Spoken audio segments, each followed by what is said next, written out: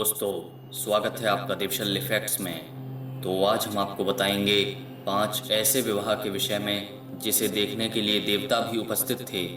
जी हाँ, तो चलिए देखते हैं। हिंदू धर्म में विवाह के कई प्रकार हैं, जिसमें से ब्रह्म विवाह को ही उत्तम और वैदिक विवाह माना गया है। हिंदू धर्म में ऐसे 5 विवाह के बारे में आपको बताएंगे जिसे देखने के लिए सभी देवी देवता तो उपस्थित थे ही, साथ में उन विवाह की पुराणों में बहुत ही रोचक तरीके से चर्चा होती है। सबसे पहला है भगवान शिव और माता पार्वती का विवाह। इस विवाह की चर्चा हर पुराण में मिलेगी। भगवान शिव ने सबसे पहले सती से विवाह किया था। यह विवाह बड़ी कठिन परिस्थितियों में हुआ था, क्योंकि सती के पिता दक्ष इस विवाह के पक्ष में नहीं थे। हालांकि उन्होंने अपने पिता ब्रह्मा के कहने पर सती का विवाह भगवान शंकर से कर दिया। राजा दक्ष द्वारा भगवान शिव का अपमान करने के चलते माता सती ने भी यज्ञ में कूदकर आत्मदाह कर लिया था। इसके बाद शिवजी अत्यंत गहन तपस्या में चले गए। सती ने बाद में हिमवान के यहाँ पार्वती के रूप में जन्म लिया। उस दौरान तारकासुर का आतंक था। उसका वध शिवजी का पुत्र ही कर सकता था, ऐसा उसे वरदान था। लेकिन शिवजी तो तपस्या में लीन थे। ऐसे में देवताओं ने शिवजी का विवाह पार्वती से करने के लिए एक योजना बनाई। उसके तहत कामदेव को तपस्या भंग करने के लिए भेजा गया। कामदेव ने तपस्या तो भंग कर दी, लेकिन खुद भस्म हो गए। बाद में शिवजी ने माता पार्वती से विवाह किया। इस विवाह में शिवजी बारात लेकर पार्वती जी के यहाँ पहुंचे। इस कथा का रोचक वर्णन पुराणों में मिलता है। इसके बाद है भगवान विष्णु और माता लक्ष्मी जी का विवाह। ऋषि भृगु की पुत्री माता लक्ष्मी थीं। उनकी माता का नाम ख्याति था। राजा दक्ष के भाई भृगु ऋषि थे। एक बार लक्ष्मी जी के लिए स्वयंवर का आयोजन हुआ।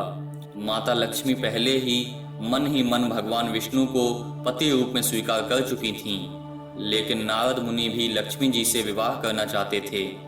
नारद जी ने सोचा कि यह राजकुमारी भगवान विष्णु का रूप पाकर ही मेरा वर्ण करेगी।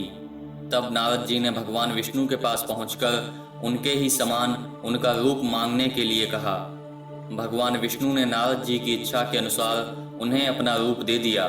भगवान विष्णु का रूप लेकर नारद राजकुमारी के स्वयंवर में पहुंचे तो उन्हें विश्वास था कि राजकुमारी उन्हें ही वरमाला पहनाएगी। राजकुमारी ने नारद को छोड़कर भगवान विष्णु के गले में वरमाला डाल दी। नारद जी वहां से उदास होकर लौट रहे थे तो रास्ते में एक जलाशय में उन्होंने अपना चेहरा देखा।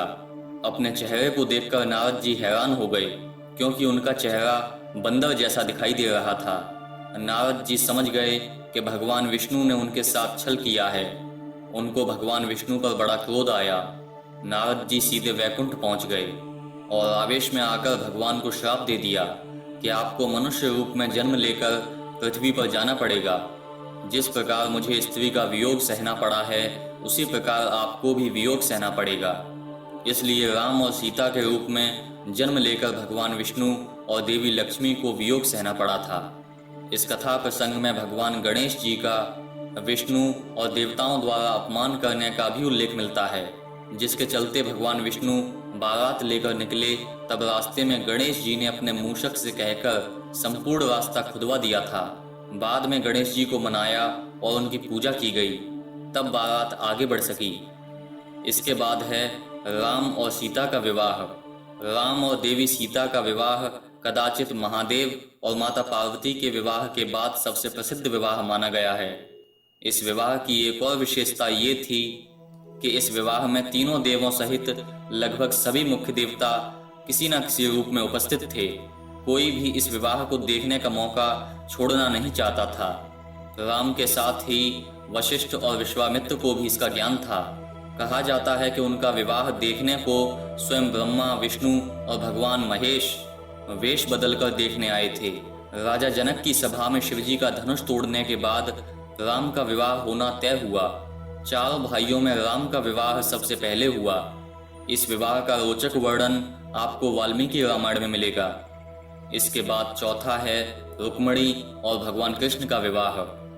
रुक्मणी का विवाह भी बहुत रोचक परिस्थितियों में हुआ था। भगवान कृष्ण ने सबसे पहले रुक्मणी से ही विवाह किया था। श्रीमद् भागवत गीता में इस विवाह का वर्णन रोचक तरीके से मिलता है। भागवत कथा का जहाँ भी आयोजन होता है वहाँ इस विवाह की नायकीय रूप से प्रस्तुति दी जाती है। भगवान कृष्ण और रुक्मिणी विवाह प्रसंग श्रीमद् भागवत महापुराण में सुखदेव जी राजा परीक्षित को सुनाते हैं। भगवान शिव के पुत्र गणेश जी का विवाह प्रजापति विश्वकर्मा की पुत्री रिद्धि और सिद्धि नामक दो कन्याओं के साथ हुआ था। सिद्धि से क्षेम और रिद्धि से लाभ नामक दो पुत्रों का जन्म हुआ। लोक परंपरा में इन्हें शुभ लाभ कहा जाता है। गणेश जी का विवाह भी बड़ी रोचक परिस्थिति में हुआ था। इस विवाह की भी चर्चा सभी पुराणों में रोचक तरीके से मिलती है। यदि आपको वीडियो पसंद आए तो कृपया इस वीडियो को लाइक कीजिए और चैनल को सब्सक्राइब कीजिए, जिससे कि आने वाले ऐसे ही वीडियो आप सबसे पहले देख पाएं।